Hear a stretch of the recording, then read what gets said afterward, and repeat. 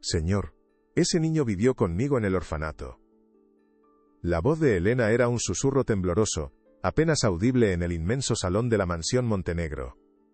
El mármol frío bajo sus rodillas parecía absorber todo el calor de su cuerpo, mientras el olor a cera y a dinero antiguo llenaba el aire. Ricardo Montenegro, de pie junto a la chimenea apagada, ni siquiera se giró.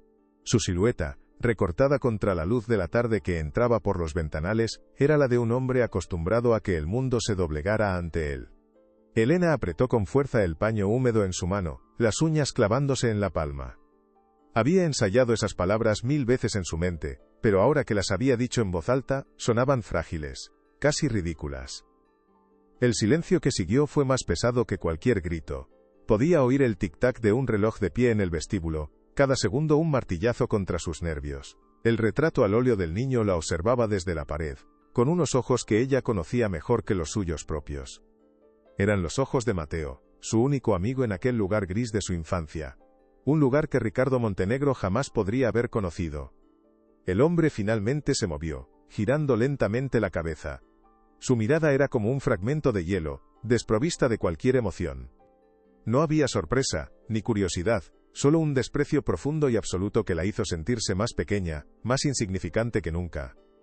El poder no necesitaba alzar la voz para aplastar a alguien. ¿Ha terminado usted de decir tonterías? La pregunta de Ricardo no esperaba respuesta. Era una afirmación, una sentencia.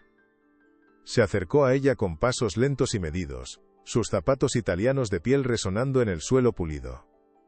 Elena no se atrevió a levantar la vista, manteniendo la mirada fija en el reflejo distorsionado de las lámparas de araña sobre el mármol. Usted está aquí para limpiar, no para fantasear. Vuelva a su trabajo. Y no vuelva a dirigirme la palabra a menos que sea estrictamente necesario para sus funciones. Cada sílaba era cortante, precisa. No había ira en su voz, solo un aburrimiento gélido, como si estuviera apartando una mota de polvo de la solapa de su traje. Sintió las miradas de los otros empleados, el mayordomo que fingía ajustar un cuadro, la otra limpiadora que de repente encontraba fascinante el zócalo de la pared. Todos habían oído, todos eran testigos de su humillación. Sí, señor, susurró ella, la palabra ahogándose en su garganta. Se sentía expuesta, desnuda bajo el peso de aquella opulencia que la rodeaba y la asfixiaba. Algo dentro de ella, una pequeña llama de esperanza, se extinguió en ese instante. El miedo a perder su trabajo, el único sustento que tenía, era una garra fría que le oprimía el pecho. ¿Por qué había hablado? ¿Qué esperaba conseguir? La realidad era un muro infranqueable. Si te gusta este tipo de contenido, no te olvides de suscribirte a nuestro canal. Publicamos videos todos los días, y dale like al video si te gusta esta historia, y déjanos en los comentarios contándonos de dónde eres y a qué hora nos escuchas. Elena se obligó a ponerse en pie, sus rodillas crujieron en protesta. Con la cabeza gacha, regresó a su cubo y a su fregona, convirtiéndose de nuevo en una sombra anónima que se deslizaba por los pasillos interminables de la mansión. El eco de las palabras de Ricardo resonaba en su cabeza, mezclándose con el recuerdo de la risa de Mateo en el patio del orfanato. El contraste era tan doloroso que le costaba respirar. Continuó con su tarea de forma automática, sus manos moviéndose con la eficiencia de años de práctica, pero su mente estaba a kilómetros de distancia. Estaba de vuelta en aquel edificio de ladrillo visto, con sus ventanas altas y sus pasillos que olían a desinfectante y a soledad. Recordaba el tacto áspero de las mantas, el sabor del pan duro que compartía con Mateo. Él siempre le daba el trozo más grande. ¿Crees que algún día saldremos de aquí, Elena? Le había preguntado una vez, sus ojos grandes y serios fijos en ella. Claro que sí, le había respondido ella con la convicción ciega de la infancia. Vendrá una familia buena y nos adoptará. Y viviremos en una casa con jardín.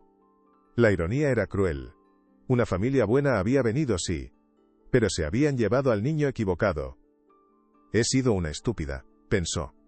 El pensamiento era amargo, un veneno que se extendía por sus venas. Mientras frotaba una mancha invisible en el suelo, sentía que estaba tratando de borrar su propia existencia, de hacerse tan pequeña y transparente que nadie pudiera volver a herirla. La mansión, que antes le parecía simplemente un lugar de trabajo, ahora se había transformado en un monumento a la mentira. Cada objeto de lujo, cada cuadro caro, cada mueble antiguo parecía gritarle que ella no pertenecía a ese mundo, que su verdad no tenía valor allí. El retrato del niño seguía observándola desde el salón. Ahora su expresión le parecía una burla. ¿Cómo era posible que nadie más viera la diferencia? ¿O es que a nadie le importaba? El señor Montenegro había construido un imperio sobre una identidad robada. Y ella, una simple empleada de la limpieza, había osado señalar la primera grieta en su fachada impecable. Fue un acto de locura. El miedo era un compañero constante, pero ahora se había intensificado, tomando una forma concreta. Veía su despido en cada mirada de reojo del personal, en el silencio tenso que se instalaba cuando ella entraba en una habitación. Era una paria en su propio lugar de trabajo. ¿Qué haría si la despedían? Las facturas no esperaban, el alquiler no se pagaba con recuerdos. Pero lo que nadie esperaba era que la humillación, en lugar de aplastarla, había plantado una semilla de obstinación en su interior. El resto de la jornada transcurrió en una neblina de ansiedad. Elena evitó a todo el mundo, moviéndose por la casa como un fantasma, cumpliendo sus tareas con una precisión mecánica que ocultaba el caos de su mente. Limpió baños que eran más grandes que su propio apartamento, pulió plata que valía más de lo que ganaría en toda su vida, y aspiró alfombras persas que habían costado una fortuna. Cada gesto era un recordatorio de la distancia insalvable que la separaba de Ricardo Montenegro. Él era el dueño de todo aquello, el rey de un castillo construido sobre los cimientos de una vida que no era la suya. Ella no era más que una pieza reemplazable en su maquinaria. Cuando por fin llegó la hora de marcharse, sintió un alivio inmenso al cruzar la imponente verja de hierro. El aire de la calle, aunque contaminado por el tráfico de Madrid, le pareció más puro y respirable que el de la mansión. Se ajustó el abrigo fino y caminó hacia la parada del autobús, mezclándose con la multitud anónima que volvía a casa. Nadie sabía la tormenta que se agitaba dentro de ella.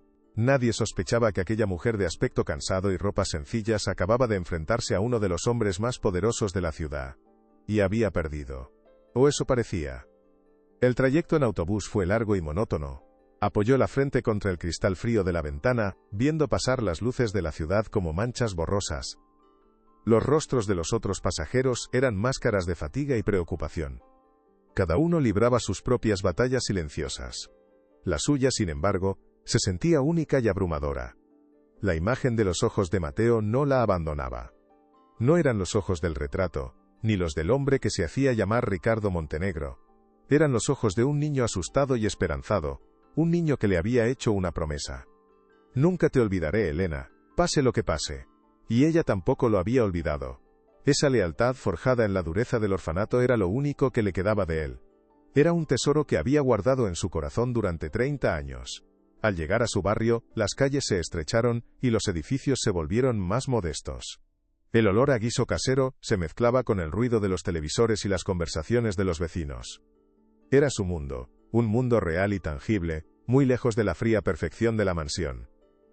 Subió los 3 pisos hasta su pequeño apartamento, un refugio que de repente le pareció frágil e inseguro.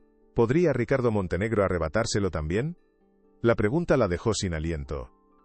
Tengo que encontrarla, pensó con una urgencia repentina. Encendió la luz del pequeño salón, que también hacía las veces de comedor y estudio. El espacio estaba ordenado y limpio, pero lleno de objetos con historia. Fotos antiguas en marcos sencillos, libros de segunda mano apilados en una estantería, una planta que luchaba por sobrevivir en el alféizar de la ventana. Su vida entera cabía en aquellos 40 metros cuadrados. Se dirigió directamente a su dormitorio y se arrodilló frente al armario. En la parte de atrás, debajo de unas mantas viejas, había una caja de cartón descolorida, atada con una cuerda. Hacía años que no la abría. Contenía los pocos vestigios de su infancia, los fragmentos de una vida que había intentado dejar atrás.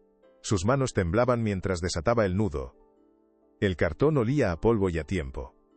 Dentro, había un par de dibujos infantiles, un boletín de notas con su nombre, Elena García, y un pequeño oso de peluche al que le faltaba un ojo. Objetos sin valor para cualquiera, pero para ella eran anclas que la conectaban con quien había sido. Rebuscó con cuidado, apartando los papeles quebradizos. Sabía lo que buscaba. Tenía que estar allí. No podía haberlo perdido. Era la única prueba tangible de que su memoria no le fallaba. La humillación en la mansión había sido un golpe brutal. Las palabras de Ricardo: no eres más que una mota de polvo en mi casa. Vuelve a tu sitio, se repetían en su mente como un eco cruel. Le habían recordado su lugar en el mundo, un lugar de invisibilidad y silencio. En ese pasillo, rodeada de riquezas que nunca podría imaginar, se había sentido completamente sola y desarmada. El desprecio en su mirada la había despojado de su dignidad, reduciéndola a una simple función, a un par de manos que limpian. Algo estaba a punto de romperse dentro de ella. Sentía una mezcla de rabia impotente y una profunda tristeza. Rabia por la injusticia, por la facilidad con la que los ricos y poderosos podían reescribir la historia a su antojo. Y tristeza por Mateo, por el niño cuya vida había sido borrada, cuyo nombre había sido robado. Se merecía algo más que ser un recuerdo borroso en la mente de una mujer. Se merecía que alguien luchara por su nombre, aunque ya no estuviera para verlo. La caja de cartón representaba su última esperanza. Si lo que buscaba no estaba allí, entonces quizás Ricardo tenía razón, quizás solo eran fantasías de una mujer cansada. Pero si lo encontraba, todo cambiaría. Él me prometió que nunca me olvidaría, y yo tampoco lo haré, murmuró las palabras para sí misma como un mantra. Eran las mismas que había pensado en la mansión, pero ahora tenían un peso diferente. Ya no eran solo un recuerdo, eran un juramento. La lealtad a su amigo de la infancia era una fuerza poderosa, más fuerte que el miedo a perder su trabajo, más fuerte que la intimidación de un millonario. Mateo había sido su familia cuando no tenía a nadie.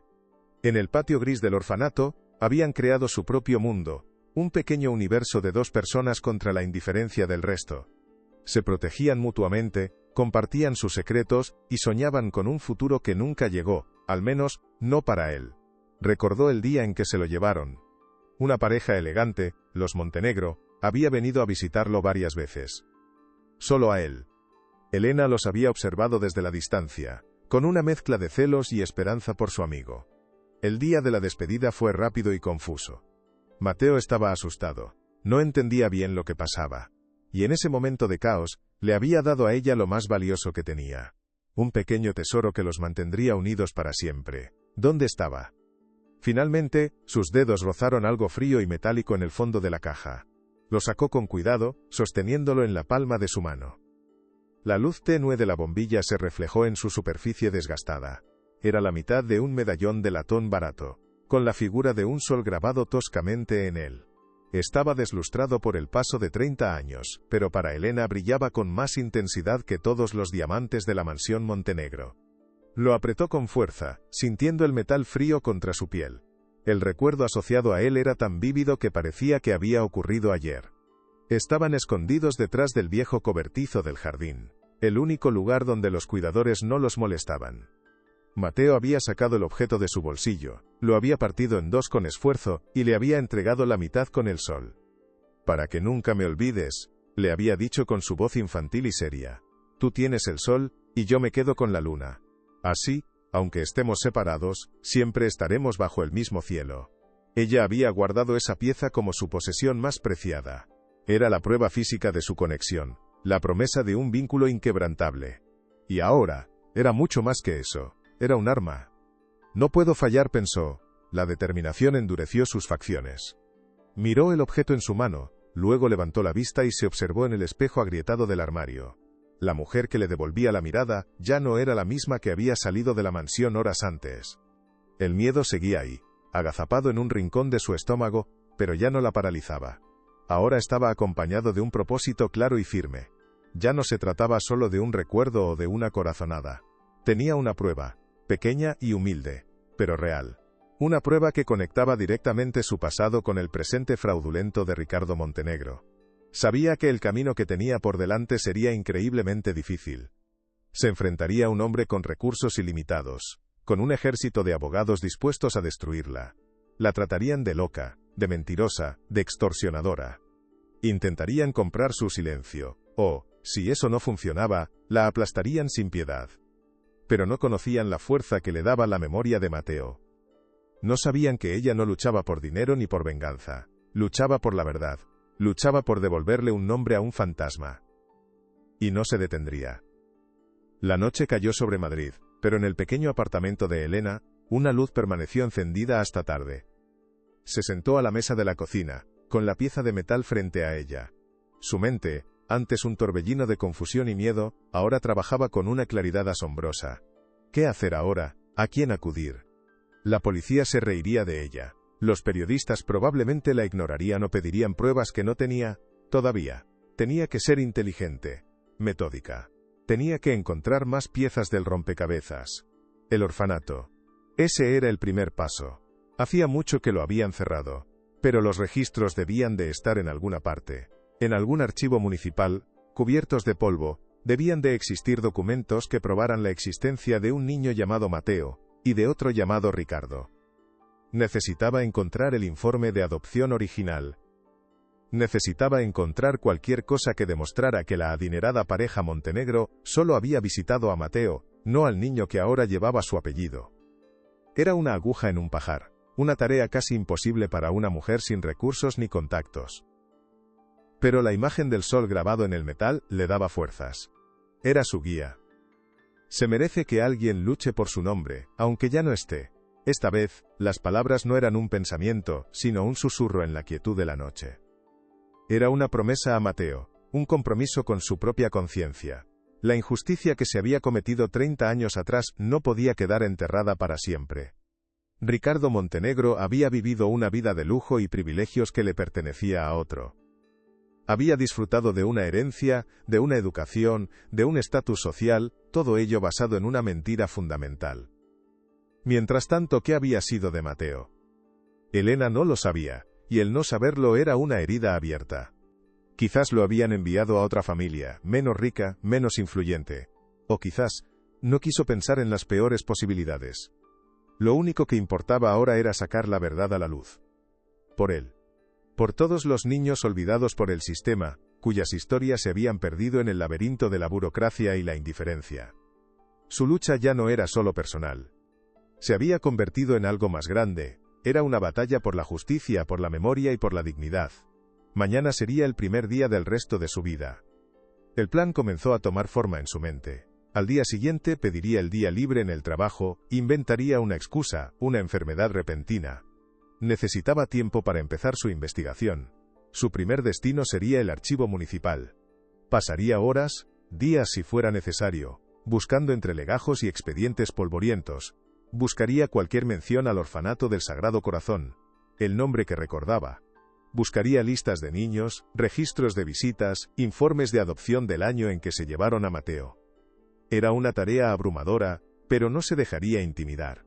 Se imaginó a sí misma en una sala de lectura silenciosa, rodeada de historia, buscando la única página que podría cambiarlo todo. Se preparó mentalmente para la frustración, para los callejones sin salida, para la hostilidad de los funcionarios. Sabía que no sería fácil. Pero cada vez que la duda amenazaba con aparecer, apretaba la pieza de metal en su bolsillo, y su calor simbólico le recordaba por qué estaba haciendo esto. No estaba sola en esta lucha. Mateo de alguna manera estaba con ella. ¿Qué secretos desenterraría en aquellos archivos olvidados? La decisión estaba tomada. Apagó la luz y se fue a la cama, pero el sueño tardó en llegar. Su mente era un hervidero de planes y escenarios. Repasaba una y otra vez la conversación en la mansión, el desprecio en los ojos de Ricardo, la sensación de impotencia. Pero ahora, esa sensación estaba siendo reemplazada por una energía nueva, una especie de furia fría y controlada. Ya no era la víctima. A partir de ahora, sería la cazadora. Se imaginó la cara de Ricardo Montenegro cuando la verdad saliera a la luz. No por placer en la venganza, sino por la necesidad de justicia. Quería ver cómo su mundo de mentiras se desmoronaba. Quería que el nombre de Mateo fuera pronunciado en voz alta, que su historia fuera contada. Se durmió pensando en dos niños en un patio gris, compartiendo un trozo de pan y un sueño de un futuro mejor. Uno de ellos había tenido ese futuro, pero era el equivocado. Era hora de corregir la historia. El sol grabado en el metal parecía brillar incluso en la oscuridad de la noche, una pequeña estrella guiando su camino. Esto es solo el principio, pensó justo antes de quedarse dormida. Una extraña calma la invadió. Por primera vez en muchos años, sentía que su vida tenía un propósito que iba más allá de la simple supervivencia. Había encontrado una causa por la que luchar, una verdad que defender. El miedo a Ricardo Montenegro no había desaparecido, pero se había transformado. Ahora era un motor, un recordatorio constante de lo que estaba en juego. Sabía que él no se quedaría de brazos cruzados. En cuanto se diera cuenta de que ella no se había rendido, Usaría todo su poder para silenciarla. Mandaría a sus abogados, la amenazaría, quizás intentaría algo peor. Tenía que estar preparada para todo. Tenía que ser más inteligente, más tenaz, y más valiente de lo que nunca había creído ser. La Elena que fregaba suelos de mármol, había muerto esa tarde en la mansión. La que se despertaría por la mañana sería una mujer diferente, una mujer con una misión. Una mujer dispuesta a arriesgarlo todo por un amigo al que no había visto en 30 años. La batalla por la verdad de Mateo acababa de comenzar.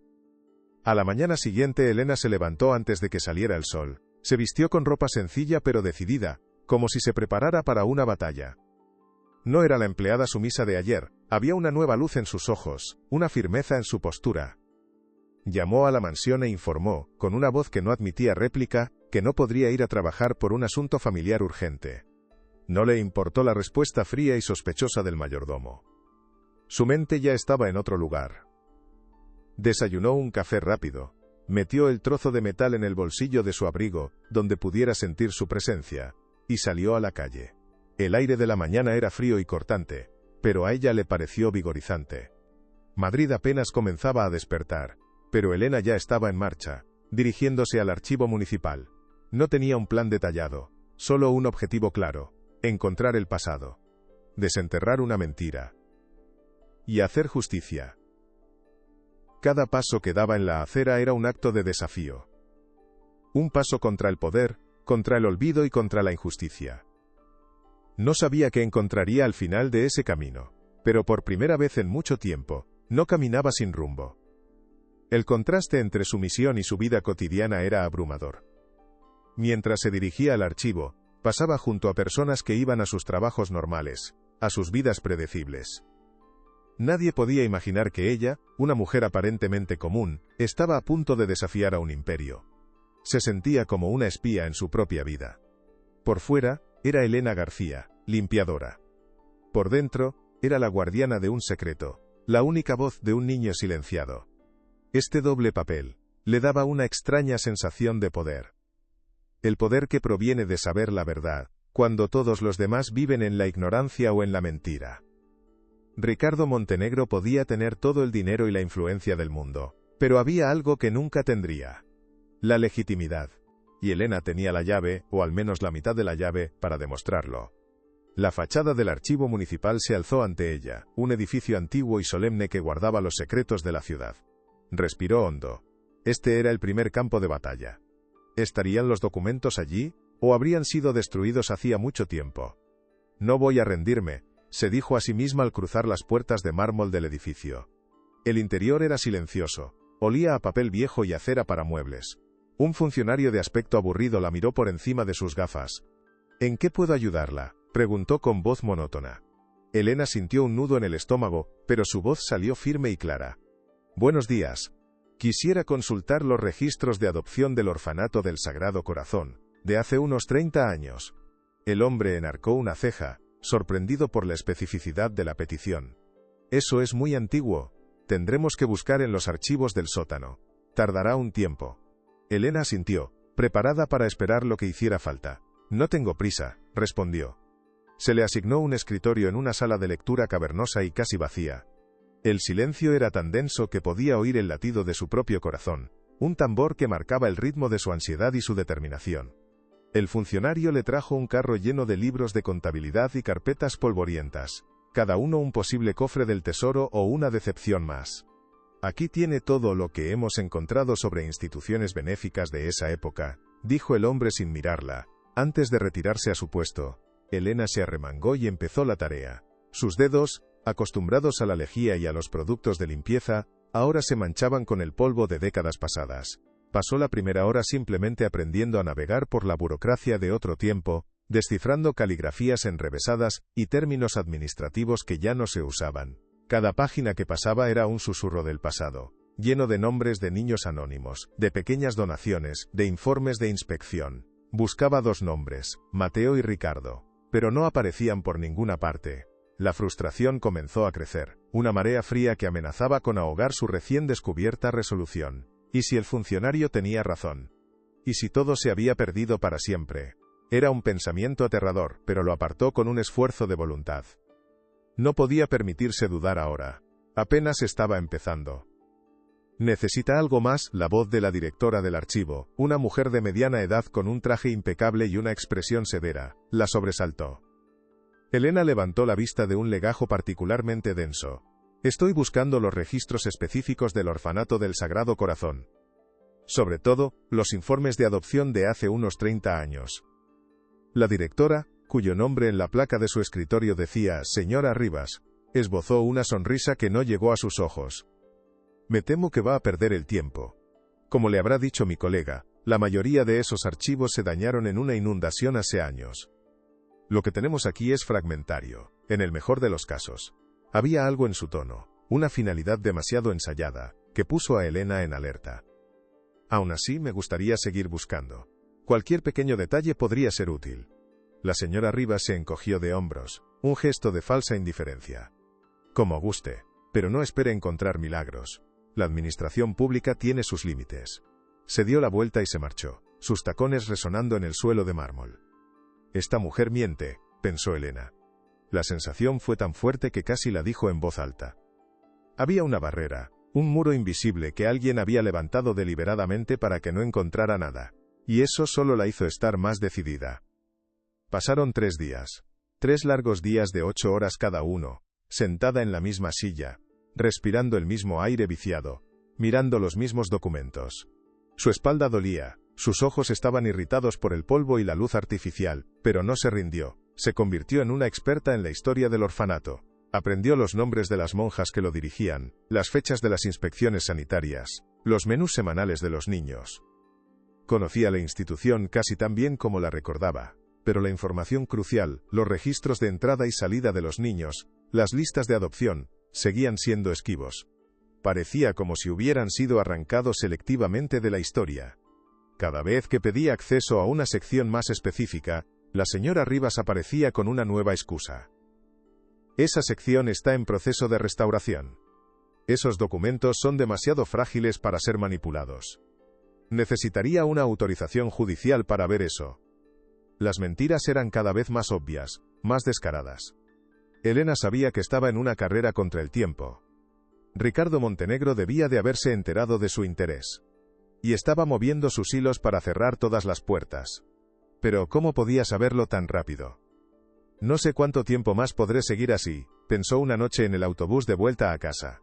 El cansancio era profundo, no solo físico, sino también mental. Se sentía como si estuviera golpeando la cabeza contra un muro de piedra. El dinero también empezaba a ser un problema. Había gastado sus pocos ahorros en los billetes de autobús y en comidas baratas. Pronto tendría que volver a trabajar, a la mansión, y enfrentarse a Ricardo. La idea le revolvía el estómago. ¿Cómo podría mirarlo a la cara sabiendo lo que sabía pero sin poder demostrarlo? La humillación de aquel primer día volvería multiplicada por 10. Se sentía atrapada. La pieza de metal en su bolsillo, que antes le parecía un faro de esperanza, ahora se sentía pesada, como un recordatorio de una promesa que quizás no podría cumplir. Miró los rostros de los otros pasajeros, cada uno perdido en sus propios pensamientos. Se preguntó cuántos de ellos llevaban cargas similares, secretos inconfesables, injusticias sufridas en silencio. Por un momento, la soledad fue abrumadora. Estaba completamente sola en esta lucha. Nadie la creería. Nadie la ayudaría. ¿Valía la pena arriesgarlo todo por un fantasma? Al 4.º día decidió cambiar de táctica. En lugar de pedir los documentos más obvios, empezó a buscar en lugares improbables. Se sumergió en los registros de contabilidad, en las facturas de proveedores, en los archivos de correspondencia general del ayuntamiento con las instituciones benéficas. La señora Rivas pareció perder el interés en ella, probablemente pensando que se había rendido y que ahora solo divagaba sin rumbo. Fue en una carpeta polvorienta, mal etiquetada como varios donaciones y suministros, donde encontró la primera grieta en el muro. No era un informe de adopción, sino un simple libro de registro de visitas. Un cuaderno barato de espiral, con las páginas amarillentas y las esquinas dobladas. Alguien, probablemente un funcionario con pocas ganas de trabajar, lo había archivado en el lugar equivocado hacía décadas. El corazón de Elena empezó a latir con fuerza. Con manos temblorosas, empezó a pasar las páginas, buscando las fechas que recordaba. Y entonces lo vio. Una y otra vez, durante varios meses. Visitantes. Señor y señora Montenegro. Niño visitado. Mateo. La caligrafía era clara, inequívoca. No había ninguna mención de un niño llamado Ricardo.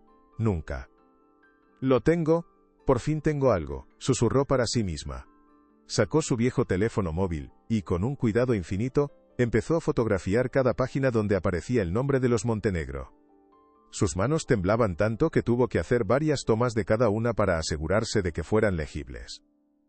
El cuaderno no era la prueba definitiva, pero era un comienzo sólido.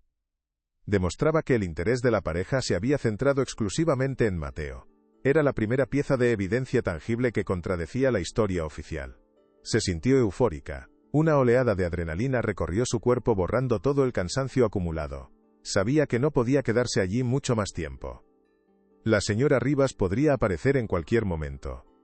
Con el corazón en la garganta, volvió a colocar el cuaderno exactamente donde lo había encontrado, dentro de la carpeta mal etiquetada. Se levantó, recogió sus pocas pertenencias y caminó hacia la salida con la mayor naturalidad que pudo fingir. No miró a nadie. Solo quería salir de allí, respirar aire fresco y proteger el tesoro que ahora guardaba en la memoria de su teléfono. Acababa de ganar la primera batalla, pero la guerra no había hecho más que empezar. Al salir del imponente edificio del archivo, el sol de la tarde la cegueó con acento agudo por un instante. Se sentía como si hubiera salido de una tumba. Se apoyó contra un muro para recuperar el aliento, su mente todavía procesando el descubrimiento. La alegría era inmensa, pero también lo era el miedo. Ahora era más peligrosa para Ricardo Montenegro que nunca. Ya no era solo una empleada con un recuerdo vago, era alguien que tenía pruebas.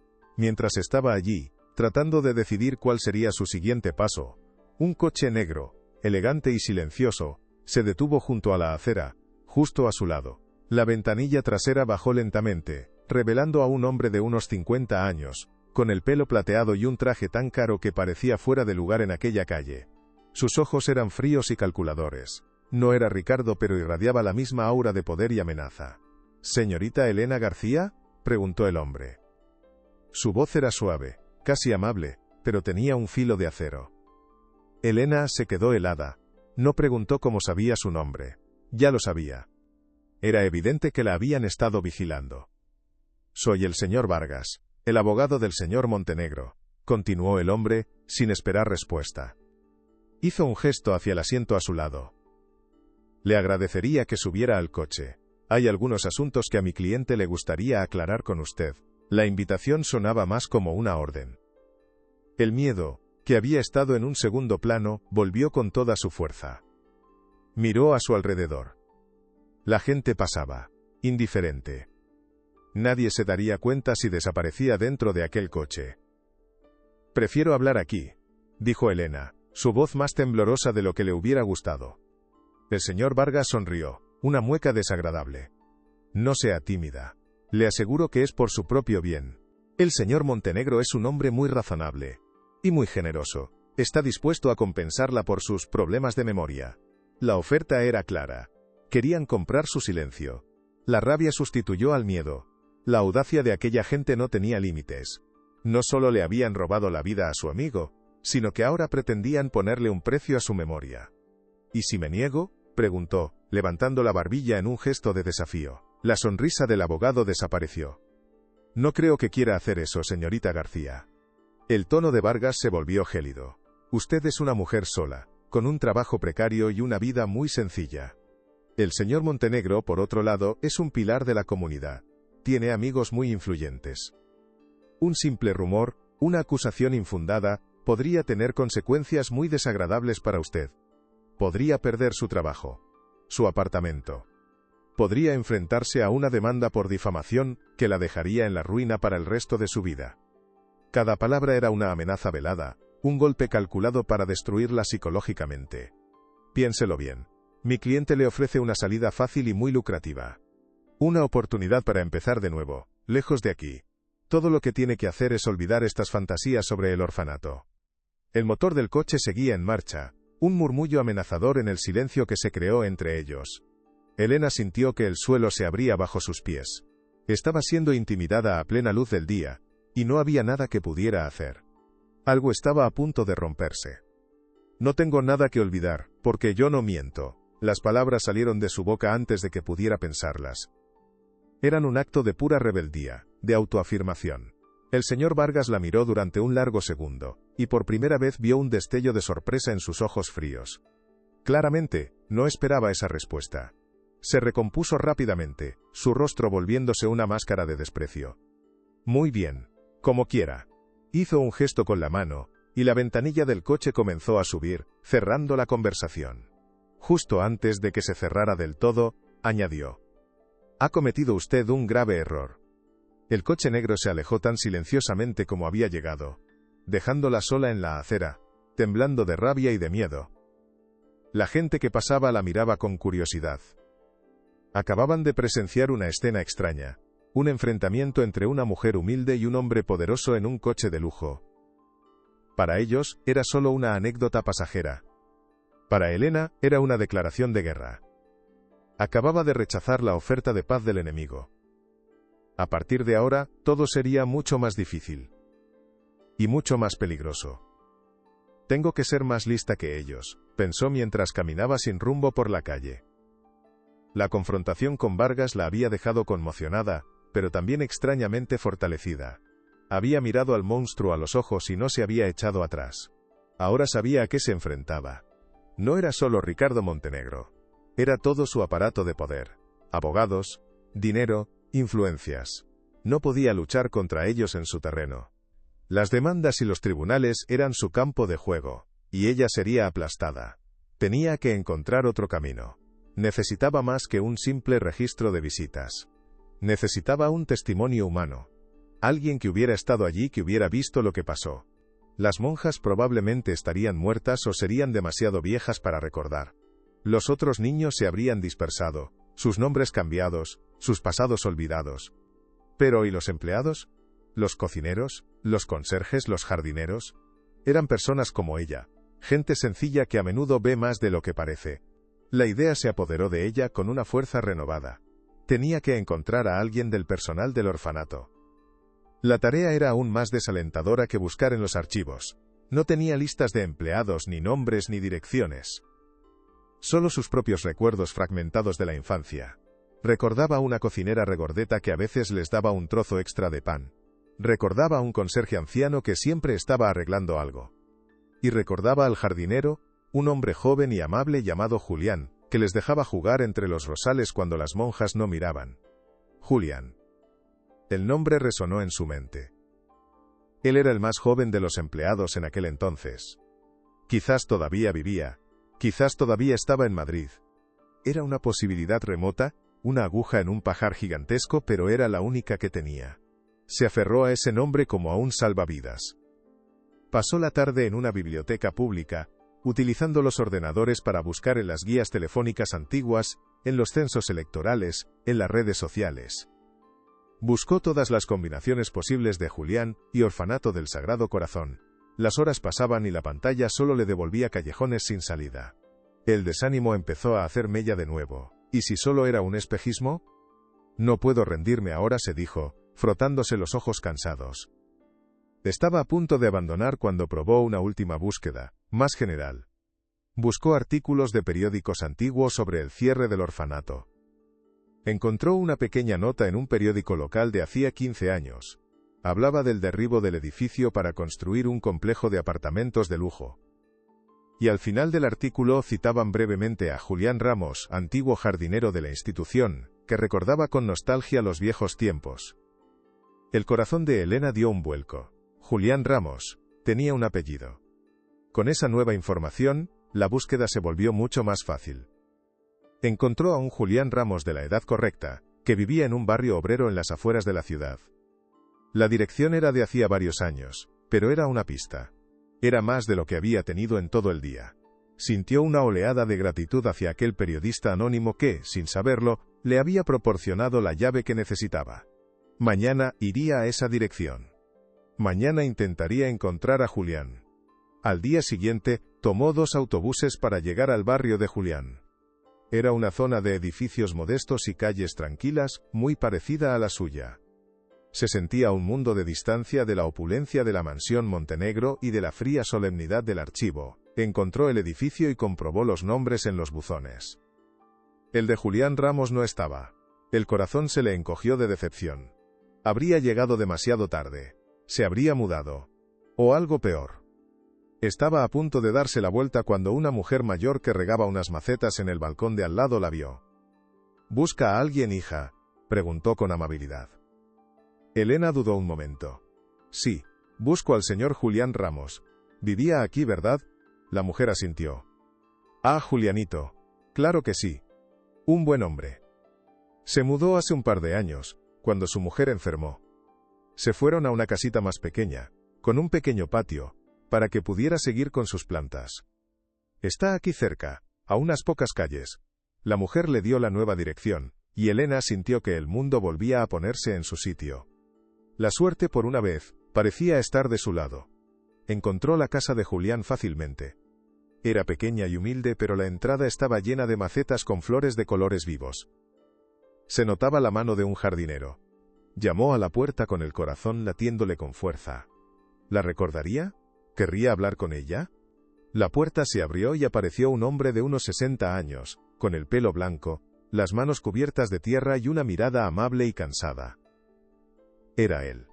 Más viejo, más arrugado, pero sin duda era Julián. ¿Sí?, preguntó él, entrecerrando los ojos. Elena respiró hondo. «Señor Ramos, mi nombre es Elena García.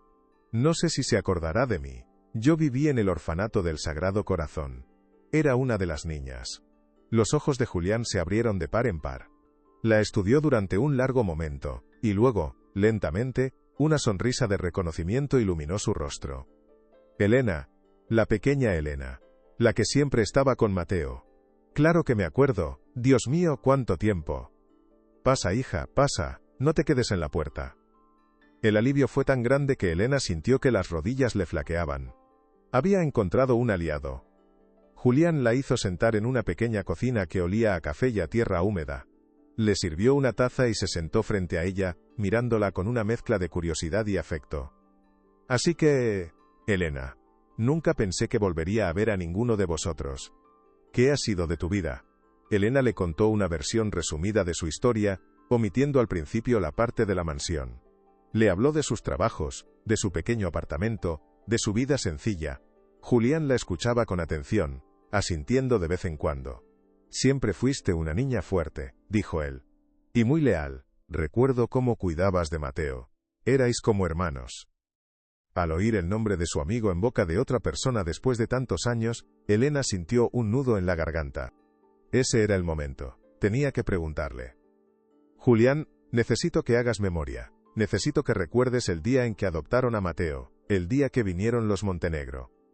La expresión de Julián cambió, la sonrisa se desvaneció, y una sombra de preocupación cruzó su rostro. «Recuerdo ese día, lo recuerdo muy bien. Siempre hubo algo que no encajaba».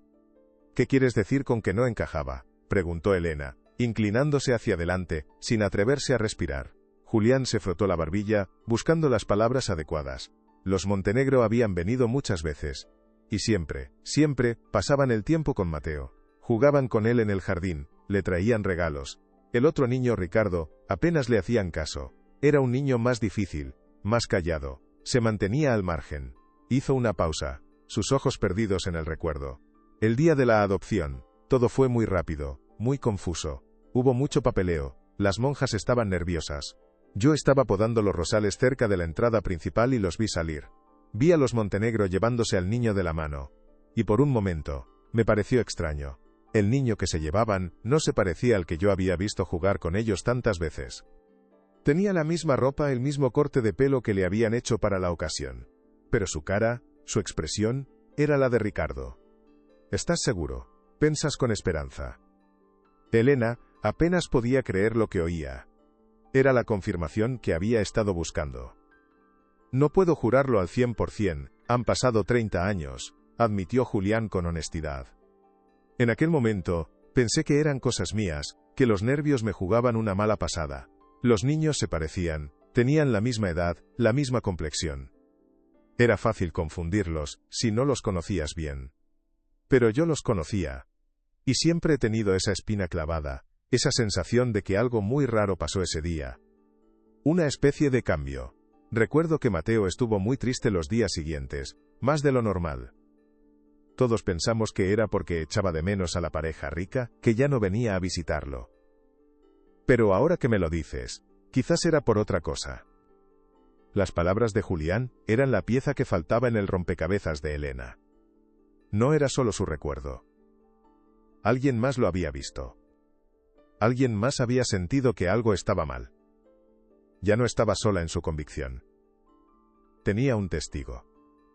Un testigo que, aunque su memoria fuera imprecisa por el paso del tiempo, corroboraba la esencia de su historia. Los Montenegro querían a Mateo, no a Ricardo. ¿Pero sería suficiente para convencer a alguien? Julián, esto es muy importante, dijo Elena, su voz cargada de urgencia. El hombre que se hace llamar Ricardo Montenegro es ahora mi jefe. Es un millonario increíblemente poderoso. Y está intentando silenciarme. Le contó todo. El retrato, la confrontación en la mansión, el descubrimiento en el archivo, la amenaza del abogado. Julián la escuchaba con creciente alarma y preocupación. Cuando terminó, el anciano jardinero negó con la cabeza lentamente. Hija, te has metido en un nido de víboras. Esa gente es peligrosa. Tienen dinero para comprar a quien sea, para enterrar cualquier secreto. Lo sé, respondió Elena. Por eso necesito tu ayuda. ¿Estarías dispuesto a testificar? ¿A contar lo que viste? Julián la miró con ojos tristes. Elena, soy un hombre viejo. Mi mujer está enferma. No quiero problemas. Si me enfrento a un hombre como ese, podría destruirnos. Podrían quitarnos esta casa, la pensión, todo. El miedo en su voz era palpable. Elena lo entendió. No podía pedirle que arriesgara su escasa seguridad por una causa perdida. La decepción fue un golpe amargo. Lo entiendo, Julián, no te preocupes. Gracias por hablar conmigo. Ha sido de gran ayuda, dijo Elena, levantándose para marcharse. Se sentía derrotada. Había estado tan cerca. Julián también se levantó. Espera, dijo. Fue hacia un viejo aparador de madera y rebuscó en un cajón. Volvió con una pequeña caja de galletas oxidada. La abrió y sacó una fotografía en blanco y negro, descolorida y doblada por las esquinas. Yo no era fotógrafo, pero a veces les hacía fotos a los niños en el jardín con una cámara barata que tenía. Esta es del día de la adopción. O el día antes, no recuerdo bien. La hice porque me dio pena que os separaran. Le entregó la foto.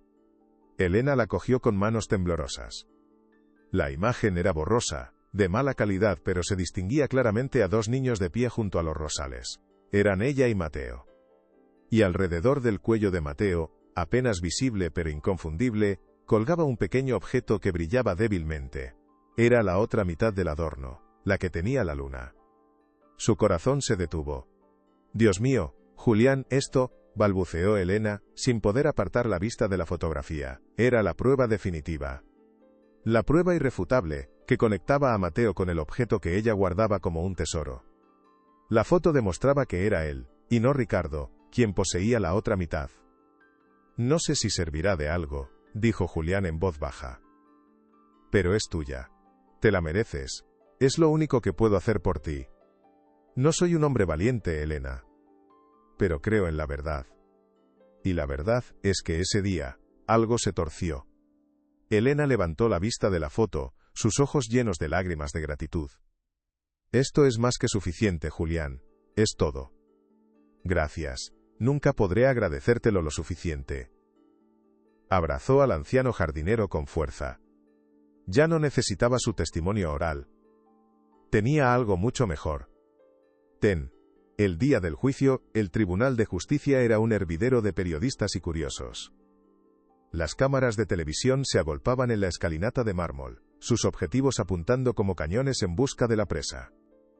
Elena llegó a pie, sintiéndose diminuta y fuera de lugar en medio de aquel circo mediático. Llevaba su mejor abrigo, uno que había comprado de segunda mano, pero que aún así parecía raído y pobre en comparación con los trajes impecables que la rodeaban. Vio a Ricardo Montenegro llegar en su coche negro, flanqueado por su abogado, el señor Vargas. Atravesaron la multitud como si fueran la realeza, con una confianza que a Elena le pareció obscena. Al intentar acercarse a la entrada, se cruzó con la comitiva. Vargas la vio. Sus ojos se posaron en ella por un instante, una mirada cargada de un desprecio tan profundo que fue como un golpe físico. No dijo una palabra. Simplemente hizo un gesto casi imperceptible a uno de los guardias de seguridad del tribunal. El hombre, corpulento y sin expresión, le bloqueó el paso a Elena. «Espere su turno, señora», dijo con voz áspera, apartándola con un brazo firme pero sin violencia. La empujó suavemente hacia la multitud. Fue una humillación pública, sutil y devastadora. La ignoraron, la descartaron como si fuera un mueble, una molestia insignificante. Los flashes de las cámaras capturaron el momento, aunque nadie entendía su significado. Solo ella. Sintió que la cara le ardía. Algo estaba a punto de romperse. Tengo que ser fuerte por Mateo, pensó. Se obligó a enderezar la espalda, a levantar la barbilla. No dejaría que la intimidaran antes incluso de empezar. Esperó a que la multitud se dispersara un poco y entró en el edificio, un fantasma anónimo siguiendo la estela del hombre poderoso que pretendía destruir. La sala del tribunal era aún más intimidante que el exterior. Techos altos, paredes revestidas de madera oscura, un silencio solemne que pesaba en el aire.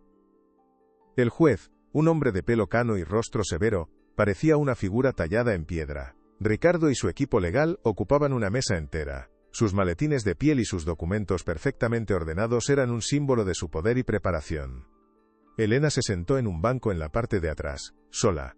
No tenía abogado. No podía permitírselo. Toda su defensa, toda su acusación, dependía de ella misma, de su memoria y de los pocos tesoros que guardaba en su bolso. Las fotos del teléfono, y la mitad de un viejo colgante de latón. El secretario judicial anunció el comienzo de la audiencia para la validación del testamento Montenegro. La voz del señor Vargas resonó en la sala, clara y segura. Empezó a pintar un retrato de Ricardo como un hijo devoto, un empresario brillante, y el único y legítimo heredero de una de las fortunas más importantes del país. Cada palabra era una pincelada en un cuadro de respetabilidad y derecho. La voz de Vargas era seductora, un instrumento afinado para la persuasión. Señoría, nos encontramos hoy aquí para un mero trámite. La confirmación de la última voluntad del difunto señor Montenegro, un hombre cuya generosidad y visión empresarial son de sobra conocidas. Hizo una pausa dramática, recorriendo la sala con la mirada. Sin embargo, este proceso se ha visto lamentablemente enturbiado por las fantasiosas y maliciosas acusaciones de una exempleada resentida. Señaló a Elena sin mirarla directamente, como si señalara una mancha en la pared. Una mujer que, tras ser despedida por su incompetencia, ha decidido urdir una historia descabellada con el único fin de obtener un beneficio económico. Una vulgar extorsión, señoría. El murmullo se extendió por la sala. Elena sintió cientos de ojos clavados en ella, juzgándola, condenándola. Se encogió en su asiento deseando poder desaparecer. El abogado continuó su ataque, describiéndola como una persona inestable, solitaria, alguien con una imaginación enfermiza que se había obsesionado con su jefe. Era una caricatura cruel y distorsionada de sí misma, pero dicha con tal convicción, sonaba plausible.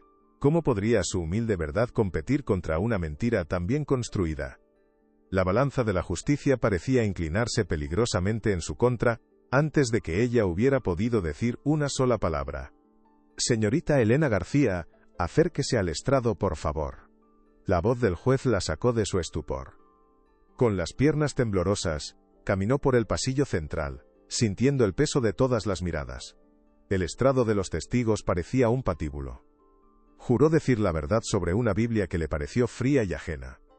El señor Vargas se acercó a ella, sonriendo como un depredador que saborea su victoria. Señorita García, comenzó con falsa amabilidad. ¿Es cierto que usted trabajó como empleada de la limpieza en la mansión del señor Montenegro durante apenas 6 meses? Elena asintió, su garganta seca. Sí. ¿Y es cierto que fue despedida por negligencia en sus funciones, tras dañar un valioso jarrón antiguo? Eso no es, empezó a decir ella, pero él la interrumpió. Solo responda sí o no, por favor. Sí. Pero, gracias. Así que, una empleada descontenta y recientemente despedida. Y es en ese preciso momento cuando usted, de repente tiene este recuerdo revelador de hace 30 años. El sarcasmo en su voz era palpable. La estaba acorralando, construyendo una narrativa en la que ella era la única culpable, la única mentirosa. Cada pregunta era una pala de tierra sobre la tumba de su credibilidad. Usted afirma que mi cliente, el señor Ricardo Montenegro, no es quien dice ser, continuó Vargas paseando frente al estrado. Afirma que su identidad fue intercambiada con la de otro niño en un orfanato. Un niño llamado Mateo, del que, convenientemente, no existe ningún registro oficial de su paradero actual. Hizo una pausa, dejando que la implicación calara en el ambiente. Díganos, señorita García, ¿por qué deberíamos creer una historia tan extraordinaria, viniendo de alguien en su posición? ¿Alguien sin pruebas, sin testigos fiables, solo con un vago recuerdo de infancia? Elena respiró hondo. Yo no miento. Yo estuve allí. Yo conocí a Mateo. Era mi único amigo. Su voz sonó más fuerte de lo que esperaba. Un hilo de acero en medio del ataque. Su único amigo, repitió Vargas con sorna. ¿Y no es posible que su afecto por este amigo imaginario, combinado con el resentimiento por su despido, la haya llevado a crear esta elaborada fantasía? Él no era imaginario, insistió Elena, sus manos apretando la barandilla de madera. Y tengo pruebas. La sala volvió a murmurar. Por primera vez, la sonrisa de Vargas vaciló un instante. Pero se recuperó rápidamente. Ah, sí, las supuestas pruebas. Adelante, señorita García. Ilústrenos. Sorpréndanos con la evidencia irrefutable que va a destruir la vida de uno de los hombres más respetados de este país. Lo primero que tengo son las fotografías del libro de registro de visitas del orfanato, comenzó Elena, su voz ganando confianza. Se proyectaron las imágenes en una pantalla grande para que toda la sala pudiera verlas. La caligrafía antigua era clara. Como pueden ver, durante meses, los señores Montenegro visitaron el orfanato. Y en cada una de esas visitas, el nombre del niño al que venían a ver es siempre el mismo. Mateo. No hay una sola mención a un niño llamado Ricardo. Vargas se acercó a la pantalla, fingiendo examinar las imágenes con atención. Interesante, pero esto no prueba nada, señorita García. Solo demuestra la generosidad de la familia Montenegro, que seguramente visitaba a varios niños desfavorecidos. Es un acto de caridad, no un contrato de adopción. Ellos solo lo visitaban a él, replicó Elena. Yo lo vi, todos lo vimos. ¿Quiénes son, todos?, preguntó Vargas con rapidez. ¿Dónde están esos testigos? ¿Puede traer a alguien más que corrobore esta historia? Sabía que no podía. Sabía que Julián tenía demasiado miedo para testificar. La trampa era perfecta. La prueba, que a ella le había parecido tan sólida, se deshacía como arena entre sus dedos bajo la experta manipulación del abogado. No hay nadie más, ¿verdad?, concluyó él con aire triunfal. Hay algo más, dijo Elena, su corazón latiendo con fuerza. Tengo una fotografía. La imagen borrosa de Julián apareció en la pantalla. Dos niños pequeños junto a un rosal. Esta foto fue tomada el día antes de la adopción. La niña soy yo. Y el niño que está a mi lado es Mateo. Vargas soltó una carcajada. No fue una risa fuerte, sino un sonido bajo y despectivo que fue mucho más hiriente. Por favor, señorita García. ¿Pretende que esta mancha borrosa sea una prueba? Podría ser cualquier niño. La calidad es pésima. No se distingue ningún rasgo facial. Esto es un insulto a la inteligencia de este tribunal. El juez se inclinó hacia adelante entrecerrando los ojos para ver la pantalla. El abogado tiene razón, señorita García, la fotografía no es concluyente. La desesperación comenzó a apoderarse de Elena. Sintió una oleada de frío. Sus pruebas, que le habían costado tanto conseguir, estaban siendo ridiculizadas, desmontadas una por una. Miró a Ricardo. Él la observaba con una expresión de fría diversión, como si estuviera viendo una obra de teatro mediocre. Todo está perdido, pensó. La humillación era total. Estaba a punto de ser declarada una mentirosa, una loca, una extorsionadora delante de todo el mundo. El peso de 30 años de injusticia estaba a punto de aplastarla por completo. El señor Vargas se dirigió al juez, su voz llena de una falsa solemnidad. Señoría, creo que todos hemos perdido ya demasiado tiempo con este lamentable espectáculo. La demandante no ha presentado ni una sola prueba creíble. Solo insinuaciones, recuerdos borrosos y acusaciones sin fundamento. Pido que se desestime su testimonio y se la condene a pagar las costas de este juicio por difamación y perjurio. El juez asintió lentamente, su rostro impasible. Parecía convencido. Señorita García, ¿tiene algo más que añadir? ¿Algo tangible? La palabra tangible resonó en la mente de Elena. Era su última oportunidad. Todas las miradas estaban puestas en ella. El silencio en la sala era absoluto. Podía sentir la impaciencia del juez, la arrogancia de Vargas, el triunfo silencioso de Ricardo. Era ahora o nunca. Respiró hondo, buscando en su interior la última chispa de fuerza, la última gota de lealtad a la memoria de su amigo. Sacó la mano del bolsillo de su abrigo. La mantuvo cerrada en un puño por un instante, reuniendo todo su valor. Luego, lentamente, la abrió sobre la barandilla de madera del estrado. La luz de la sala se reflejó en un objeto de metal desgastado. Sí, señoría, dijo, su voz clara y firme, resonando en el silencio. Tengo esto. Todos los ojos se fijaron en el objeto que descansaba en su palma. Era la mitad de un medallón de latón, con la figura de un sol toscamente grabada. Parecía un trozo de baratija sin valor, algo sacado de un cajón olvidado. Vargas soltó un bufido de impaciencia. ¿Y qué se supone que es eso, el premio de una tómbola? Pero Elena no le hizo caso. Mantuvo la mirada fija en el juez. Este objeto me lo dio Mateo el último día que lo vi. Él se quedó con la otra mitad, una que tenía grabada una luna. Nos prometimos que aunque estuviéramos separados, siempre estaríamos bajo el mismo cielo. El sol y la luna. Su voz se quebró ligeramente al recordar, pero se recompuso de inmediato. Ahora, por favor, pido que vuelvan a poner la fotografía en la pantalla. Y que la amplíen. Que la amplíen todo lo que puedan, justo en el cuello del niño. Hubo un momento de vacilación. El juez miró a un técnico y le hizo un gesto con la cabeza. La imagen borrosa volvió a aparecer. El técnico empezó a trabajar con el zoom digital. La imagen se pixeló. Los contornos se volvieron borrosos. Pero a medida que el zoom se centraba en el cuello del pequeño Mateo, una forma empezó a definirse. Un pequeño punto de luz reflejada. Un contorno curvo. Inconfundible. La sala entera contuvo la respiración. En la pantalla gigante, pixelada pero visible, colgando del cuello del niño de la foto, se veía la otra mitad del colgante.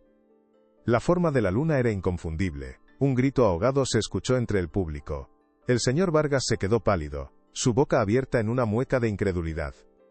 Por primera vez, se había quedado sin palabras. El juez se quitó las gafas, se frotó los ojos, y se las volvió a poner, como si no pudiera creer lo que estaba viendo. La fotografía borrosa, que parecía inútil, de repente se había convertido en la prueba más elocuente de todas. Conectaba directamente a Mateo, el niño de la foto, con el objeto que Elena sostenía en su mano.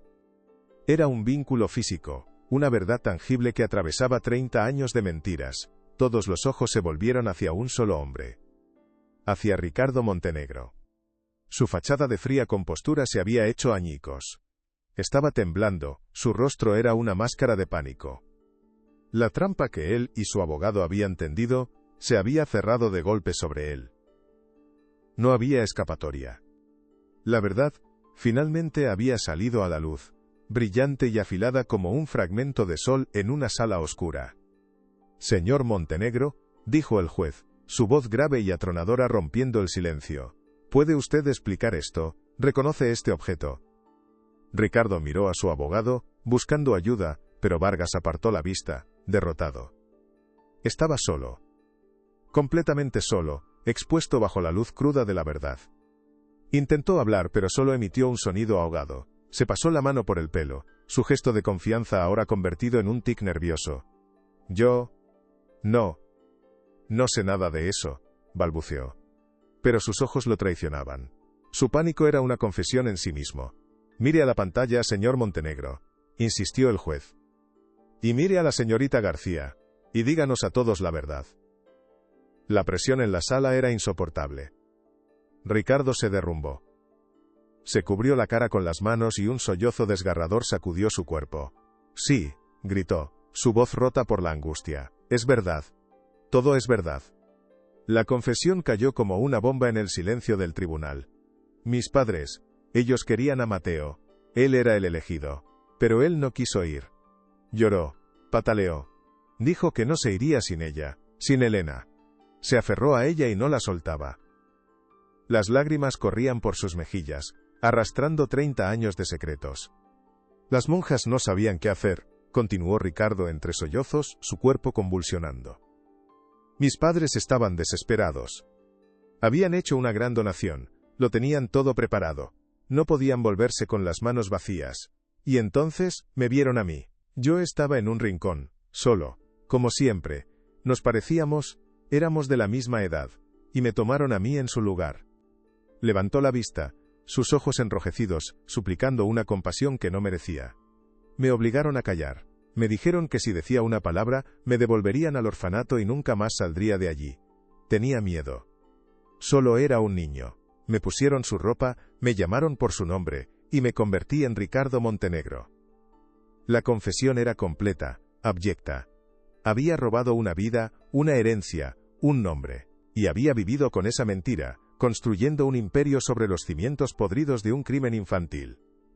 Toda mi vida ha sido una mentira, susurró, finalmente desplomándose en su silla, un hombre roto. El silencio que siguió fue más elocuente que cualquier grito. La justicia, después de un largo y tortuoso viaje, había llegado. El juez, con el rostro sombrío, hizo un gesto a los alguaciles. El drama había terminado. Señoría, si me permite, dijo Elena, su voz suave pero firme. Se acercó al estrado del juez, y depositó su mitad del medallón sobre la madera pulida. Esto le pertenece a la verdad. Le pertenece a la memoria de Mateo. El juez tomó el pequeño trozo de metal en su mano, observándolo con una solemnidad casi reverencial. Lo sostuvo en alto por un instante, un símbolo humilde pero poderoso de la justicia que acababa de prevalecer. Era la prueba final, el punto final de una historia de engaño y lealtad. El sol de Mateo, a través de la mano de Elena, había disipado las sombras para siempre. Si esta historia te tocó el corazón, comparte para que llegue a más personas. El sonido de los martillazos del juez declarando nulo el testamento y ordenando una investigación completa apenas se registró en la mente de Elena. La sala del tribunal explotó en un caos de flashes, gritos de periodistas y órdenes de los alguaciles que se llevaban a un Ricardo Montenegro completamente destrozado. El señor Vargas intentaba abrirse paso entre la multitud, su rostro una máscara de furia y humillación profesional. Pero Elena no vio nada de eso. Se quedó de pie, sola en medio de la tormenta, sintiendo una profunda y abrumadora sensación de paz. Lo había logrado. Le había devuelto su nombre a Mateo. Había cumplido la promesa que le hizo a un niño en un patio gris hacía 30 años. Una mano se posó suavemente en su hombro. Se dio la vuelta y vio a Julián, el viejo jardinero. Tenía los ojos llenos de lágrimas, pero en su rostro había una enorme sonrisa. Lo hiciste, pequeña Elena, dijo con la voz quebrada por la emoción. Sabía que lo harías. Eres la niña más valiente que he conocido. Elena no pudo contener más las lágrimas, y lo abrazó con fuerza, llorando por fin, no de tristeza ni de miedo, sino de un inmenso y liberador alivio. ¿Qué vas a hacer ahora?, le preguntó Julián mientras salían del tribunal, protegidos del enjambre de periodistas por un par de amables alguaciles. Elena miró el cielo de Madrid, que de repente le pareció más azul, más brillante. Por primera vez en su vida, el futuro no era una amenaza, sino un lienzo en blanco. No lo sé, admitió con una pequeña sonrisa. Supongo que por primera vez, puedo elegir. La noticia de la confesión de Ricardo Montenegro se extendió como la pólvora, convirtiéndose en el mayor escándalo del año. Los periódicos lo llamaron el caso del heredero robado. La historia de Elena, la humilde limpiadora que había derribado a un gigante, se convirtió en una leyenda urbana, un cuento de David contra Goliat que inspiró a miles de personas. La gente la paraba por la calle para darle las gracias, para contarle sus propias historias de injusticia. De repente, ya no era invisible. El mundo, que siempre la había ignorado, ahora la veía. Y lo que veían no era a una víctima, sino a una heroína. Ella no se sentía como tal. Solo se sentía como alguien que había hecho lo correcto por un amigo. Pero entendió que su lucha había trascendido su historia personal. Se había convertido en un símbolo de esperanza para todos los olvidados. ¿Crees que él lo sabe?, pensó una tarde, sentada en un banco del parque. Se preguntaba a menudo por Mateo, por el verdadero Mateo. La investigación policial había descubierto la trágica verdad. Después del intercambio, las monjas, temiendo un escándalo que arruinaría la reputación del orfanato y les haría perder a sus ricos benefactores, habían ocultado lo sucedido. Enviaron a Mateo a otra institución mucho más precaria en una provincia lejana, bajo un nombre falso. Murió de neumonía apenas 2 años después, solo y olvidado. La noticia fue un golpe devastador para Elena, una pena profunda que se mezclaba con la victoria. No habría un reencuentro feliz. No podría devolverle su vida, pero al menos, le había devuelto su historia. Había asegurado que el mundo supiera que un niño llamado Mateo había existido, que había sido amado y que su vida importaba. La justicia no siempre puede reparar el pasado, pero puede honrarlo. Y eso, se dio cuenta, era lo más importante. La memoria de Mateo ya no era un fantasma en su mente, sino un legado grabado en la historia. Días después, un equipo de abogados diferentes, los administradores de la ahora disputada fortuna Montenegro, se pusieron en contacto con ella. Le informaron de que, como la persona que había destapado el fraude, y como la única heredera moral de la intención original de los Montenegro de adoptar a Mateo, tenía derecho a una considerable compensación económica. La cantidad que mencionaron era tan astronómica que a Elena le pareció irreal. Podría comprarse una casa, un coche, viajar por el mundo. No volver a limpiar un suelo en su vida. La tentación estaba ahí, una vida de comodidad que nunca había soñado. Pero cuando miró la cifra escrita en el papel, no vio dinero. Vio una oportunidad. Vio una forma de asegurarse de que la historia de Mateo no fuera solo un final, sino un principio. Vio una forma de transformar el dolor y la injusticia en algo bueno, algo que perdurara.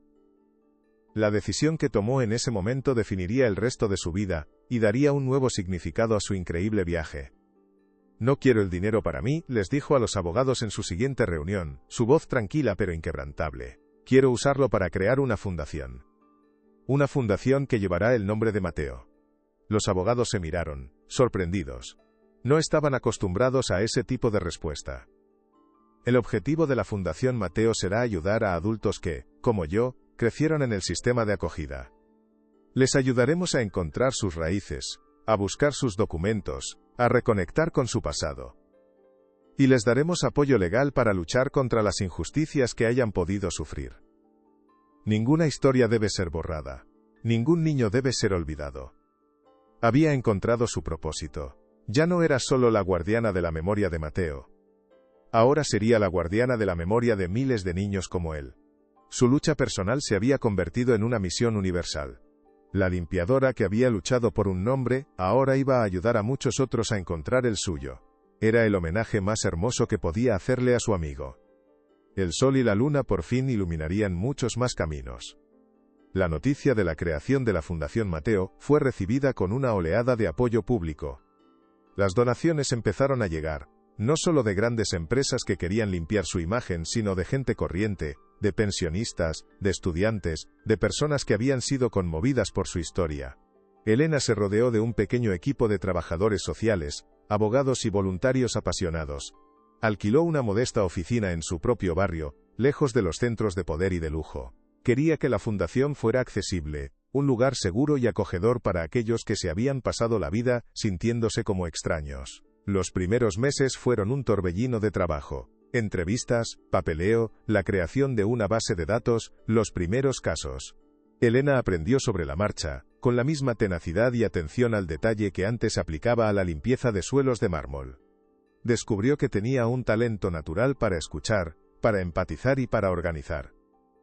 La mujer que había sido silenciada durante tanto tiempo, ahora estaba dando voz a los que no la tenían. Y su voz era escuchada. ¿Estás segura de que puedes con todo esto?, le preguntó Julián un día, mientras la ayudaba a plantar unas flores en unas jardineras frente a la nueva oficina. Elena se limpió el sudor de la frente con el dorso de la mano, manchándose la mejilla de tierra. Sonrió, una sonrisa genuina y llena de vida. Nunca he estado más segura de nada en mi vida, Julián. Miró el modesto letrero sobre la puerta, Fundación Mateo. La verdad nos hace libres. Ya no era la mujer asustada y cansada que había sido. El miedo se había ido, reemplazado por un propósito que la llenaba de energía cada mañana. La tristeza por la muerte de Mateo seguía ahí, un dolor sordo en el fondo de su corazón, pero ya no era una carga. Se había transformado en el combustible que alimentaba su misión. Cada persona a la que ayudaba, cada familia que se reencontraba, cada injusticia que se rectificaba era una flor plantada en el jardín de la memoria de su amigo. Su legado no era de riqueza o poder, sino de verdad y de reparación, un legado mucho más valioso y duradero. Un año después de la sentencia, Elena volvió a la mansión Montenegro. El lugar había sido embargado por el Estado, y estaba en proceso de ser convertido en un museo público. Caminó por los pasillos silenciosos, sus pasos resonando en el mármol. Ya no era una empleada invisible. Era una visitante, una igual. Se detuvo frente al lugar donde antes colgaba el imponente retrato del falso Ricardo de niño. Ahora la pared estaba desnuda, con solo la marca descolorida del marco.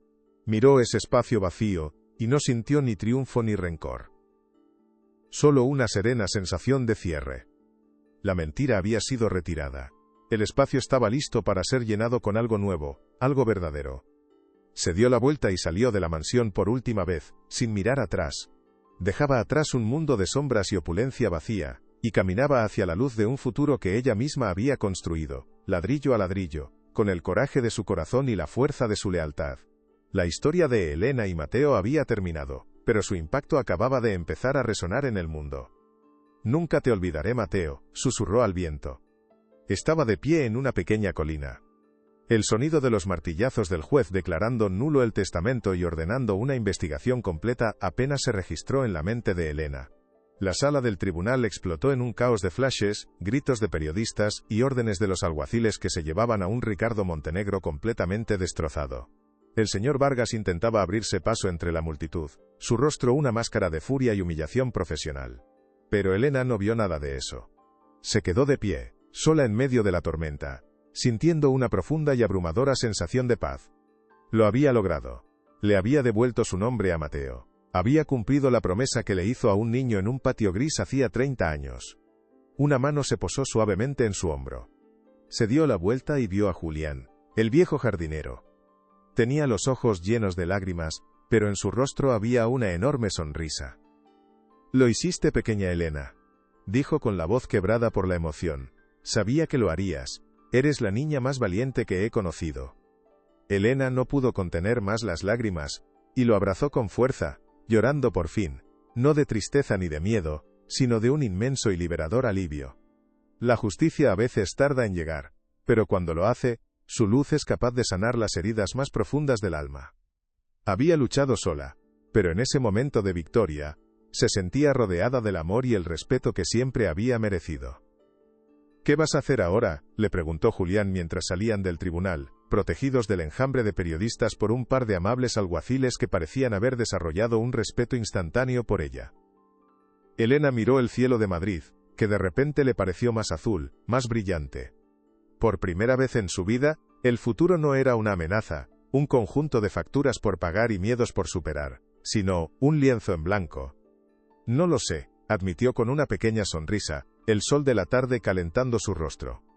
«Supongo que, por primera vez, puedo elegir». Esa simple palabra, elegir, resonó en su interior con un poder extraordinario. Toda su existencia se había basado en la necesidad, en la supervivencia, en aceptar lo que la vida le daba sin protestar. Ahora, las puertas del mundo se abrían ante ella. Podía viajar, estudiar, descansar, podía simplemente ser. El peso que había llevado sobre sus hombros durante tantos años se había desvanecido, dejándola con una sensación de ligereza que casi la hacía flotar.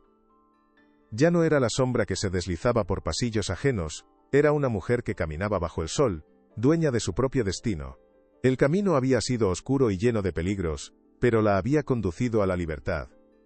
La noticia de la confesión de Ricardo Montenegro se extendió como la pólvora, convirtiéndose en el mayor escándalo social y financiero del año. Los periódicos lo llamaron «el caso del heredero robado». La historia de Elena, la humilde limpiadora que había derribado a un gigante con la sola fuerza de su lealtad y una pieza de metal, se convirtió en una leyenda urbana, un cuento moderno de David contra Goliat que inspiró a miles de personas. La gente la paraba por la calle no para pedirle autógrafos, sino para darle las gracias, para contarle sus propias historias de injusticia, grandes y pequeñas. De repente ya no era invisible. El mundo, que siempre la había ignorado, ahora la veía. Y lo que veía no era a una víctima, sino a una heroína silenciosa, una mujer corriente con un coraje extraordinario. Ella no se sentía como tal. Solo se sentía como alguien que había hecho lo correcto por un amigo. Pero entendió que su lucha había trascendido su historia personal.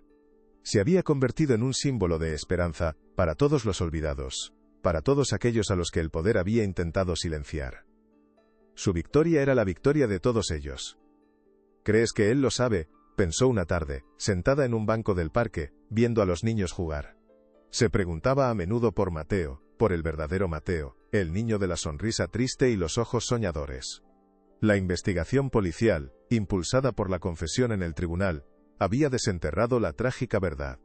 Después del intercambio, las monjas del orfanato, aterradas ante un escándalo que arruinaría la reputación de la institución y les haría perder a sus ricos benefactores, habían ocultado lo sucedido, con una crueldad burocrática. Enviaron a Mateo a otra institución mucho más precaria en una provincia lejana, bajo un nombre falso, borrando su rastro de forma deliberada. Murió de neumonía apenas 2 años después, solo y olvidado por el mundo, pero no por ella. La noticia fue un golpe devastador para Elena, una pena profunda que se mezclaba con la victoria. No habría un reencuentro feliz. No podría devolverle su vida. Pero al menos, le había devuelto su historia. Había asegurado que el mundo supiera que un niño llamado Mateo había existido, que había sido amado y que su vida importaba. La justicia no siempre puede reparar el pasado, pero puede honrarlo. Y eso, se dio cuenta, era lo más importante. La memoria de Mateo ya no era un fantasma en su mente, sino un legado grabado en la historia. Días después, un equipo de abogados diferentes, los administradores judiciales de la ahora disputada Fortuna Montenegro, se pusieron en contacto con ella. La citaron en una oficina sobria, muy distinta a la de Vargas. Le informaron de que, como la persona que había destapado el fraude, y como la única heredera moral de la intención original de los señores Montenegro de adoptar a Mateo, tenía derecho a una considerable compensación económica. La cantidad que mencionaron era tan astronómica, tan fuera de su escala de realidad, que a Elena le pareció irreal, un número de un juego de mesa. Podría comprarse una casa, un coche, viajar por el mundo, no volver a limpiar un suelo en su vida. La tentación estaba ahí, una vida de comodidad y seguridad que nunca había soñado. Pero cuando miró la cifra escrita en el papel, no vio dinero. Vio el precio de una vida robada. Vio una oportunidad. Vio una forma de asegurarse de que la historia de Mateo no fuera solo un final, sino un principio. Vio una forma de transformar el dolor y la injusticia en algo bueno, algo que perdurara más allá de ella. La decisión que tomó en ese momento definiría el resto de su vida, y daría un nuevo significado a su increíble viaje. «No quiero el dinero para mí», les dijo a los abogados en su siguiente reunión, su voz tranquila pero inquebrantable, una calma que desarmó a los letrados. «Ese dinero está manchado con la tristeza de una vida que no pudo ser. Pero podemos limpiarlo. Podemos convertirlo en algo bueno. Quiero usarlo para crear una fundación. Una fundación que llevará el nombre de Mateo». Los abogados se miraron, sorprendidos. No estaban acostumbrados a ese tipo de respuesta en un mundo movido por el interés personal. «El objetivo de la Fundación Mateo», continuó Elena, sus ideas fluyendo con una claridad que nunca antes había sentido, «será ayudar a adultos que, como yo, crecieron en el sistema de acogida. Les ayudaremos a encontrar sus raíces, a buscar sus documentos, a reconectar con su pasado. Y les daremos apoyo legal gratuito para luchar contra las injusticias que hayan podido sufrir. Ninguna historia debe ser borrada. Ningún niño debe ser olvidado». Había encontrado su propósito. Ya no era solo la guardiana de la memoria de Mateo. Ahora sería la guardiana de la memoria de miles de niños como él.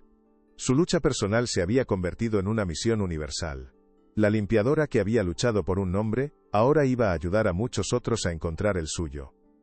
La noticia de la creación de la Fundación Mateo fue recibida con una oleada de apoyo público que superó todas las expectativas. Las donaciones empezaron a llegar, no solo de grandes empresas que querían asociarse a su causa, sino de gente corriente, de pensionistas que enviaban un pequeño cheque con una nota escrita a mano, de estudiantes que organizaban mercadillos benéficos, de personas que habían sido conmovidas por su historia de perseverancia y lealtad. Elena se rodeó de un pequeño equipo de trabajadores sociales, abogados idealistas y voluntarios apasionados. Alquiló una modesta oficina en su propio barrio, lejos de los centros de poder y de lujo. Quería que la fundación fuera accesible, Un lugar seguro y acogedor para aquellos que se habían pasado la vida sintiéndose como extraños, como piezas que no encajaban en ningún puzzle. Los primeros meses fueron un torbellino de trabajo, entrevistas, papeleo, la creación de una base de datos, los primeros casos. Elena aprendió sobre la marcha, con la misma tenacidad y atención al detalle que antes aplicaba a la limpieza de suelos de mármol. Descubrió que tenía un talento natural para escuchar, para empatizar, para encontrar la aguja en el pajar de la burocracia. La mujer que había sido silenciada durante tanto tiempo, ahora estaba dando voz a los que no la tenían. Y su voz era escuchada. ¿Estás segura de que puedes con todo esto?, le preguntó Julián un día, mientras la ayudaba a plantar unas flores en unas jardineras frente a la nueva oficina. El anciano la visitaba a menudo, trayéndole esquejes de su jardín y consejos de vida. Elena se limpió el sudor de la frente con el dorso de la mano, manchándose la mejilla de tierra. Sonrió, una sonrisa genuina y llena de vida que iluminaba su rostro. Nunca he estado más segura de nada en mi vida, Julián. Miró el modesto letrero sobre la puerta, pintado con letras sencillas pero claras. Fundación Mateo. La verdad nos hace libres. Ya no era la mujer asustada y cansada que había sido. El miedo se había ido, reemplazado por un propósito que la llenaba de energía cada mañana. La tristeza por la muerte de Mateo seguía ahí, un dolor sordo en el fondo de su corazón, pero ya no era una carga. Se había transformado en el combustible que alimentaba su misión. Cada persona a la que ayudaba, cada familia que se reencontraba, cada injusticia que se rectificaba, era una flor plantada en el jardín de la memoria de su amigo. Su legado no era de riqueza o poder, sino de verdad y de reparación. Un legado mucho más valioso y duradero que cualquier imperio construido sobre mentiras. Un año después de la sentencia, Elena volvió a la mansión Montenegro. El lugar había sido embargado por el Estado, y estaba en proceso de ser convertido en un museo de artes decorativas, abierto al público. Caminó por los pasillos silenciosos, sus pasos resonando en el mármol pulido. Ya no era una empleada invisible que caminaba con la cabeza gacha. Era una visitante, una ciudadana más, una igual. Se detuvo frente al lugar en el gran salón donde antes colgaba el imponente retrato del falso Ricardo de niño. Ahora la pared estaba desnuda, con solo la marca descolorida del marco, un fantasma de la mentira que había presidido aquella casa durante 30 años. Miró ese espacio vacío y no sintió ni triunfo ni rencor. Solo una serena y profunda sensación de cierre. La mentira había sido retirada. El espacio estaba listo para ser llenado con algo nuevo, algo verdadero. Se dio la vuelta y salió de la mansión por última vez, sin mirar atrás. Dejaba atrás un mundo de sombras y opulencia vacía, y caminaba hacia la luz de un futuro que ella misma había construido, ladrillo a ladrillo, con el coraje de su corazón y la fuerza inquebrantable de su lealtad. Nunca te olvidaré, Mateo, susurró al viento. Estaba de pie en una pequeña colina a las afueras de la ciudad, en el cementerio donde, tras una larga búsqueda, había encontrado la tumba sin nombre donde descansaban los restos de su amigo. Con el dinero de la fundación, le había comprado una lápida sencilla pero digna. En ella, solo había grabado su nombre, Mateo, y el dibujo de una luna y un sol juntos. Era su forma de decirle que, finalmente, estaban reunidos bajo el mismo cielo. Dejó una pequeña flor blanca sobre la piedra y se quedó un momento en silencio, sintiendo la brisa. No había tristeza en su corazón, solo gratitud. Gratitud por haberlo conocido. Por el vínculo que habían compartido y que había sobrevivido al tiempo, a la distancia y a la muerte. El recuerdo de Mateo ya no era una herida, sino una estrella que la guiaba en la oscuridad. Su historia había terminado, pero su impacto, a través de ella, acababa de empezar a resonar en el mundo como una canción que se niega a ser silenciada. El legado de un niño olvidado se había convertido en la esperanza de muchos.